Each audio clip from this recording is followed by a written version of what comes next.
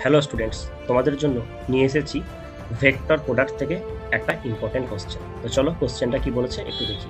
কোশ্চেনে বলা হচ্ছে two vectors are perpendicular to each other. এখন দুটো ভেক্টর দিয়ে দিয়েছে 2i প্লাস 3j প্লাস 8k, 4i মাইনাস 4j প্লাস ak।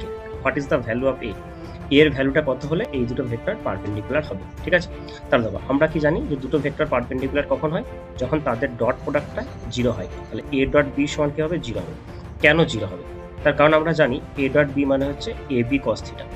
এখন দেখো a আর b এরা তো ম্যাগনিটিউডটা কখনো 0 হবে না, তাহলে 0 হতে পারে কি cos থিটাটা। তাহলে cos থিটাটা 0 কখন হবে? যখন থিটাটা হবে আমার 90 ডিগ্রি। ওকে, আশা করি কনসেপ্টটা বুঝে গেছো। তাহলে আমরা কি করব? সিম্পলি এদের ডট প্রোডাক্ট করব। তাহলে ডট প্রোডাক্টের সময় কি হয়? i j আর k তার কম্পোনেন্টগুলোর সিম্পল প্রোডাক্ট হয়। তাহলে দেখো এখানে 4 আছে, 4 ইন্টু 2 কত হবে? 8 হবে। তারপর দেখো মাইনাস 4 আছে প্লাস 3 আছে, এটা মাইনাস 12 হবে। আর দেখো 8 আছে আর এখানে a আছে, প্লাস 8a হবে। সো দ্যাট ইকুয়ালস টু 0 হবে। তাহলে আমরা a ইকুয়ালস টু আমরা পেয়ে যাবো 4/8। So that is equal to half. Option B হচ্ছে আমার এটা রাইট অ্যান্সার। এই ধরনের ছোট ছোট শর্টসের মাধ্যমে ফিজিক্সের কনসেপ্ট শেখার জন্য অবশ্যই আমাদের চ্যানেলটি সাবস্ক্রাইব করবে। Thank you.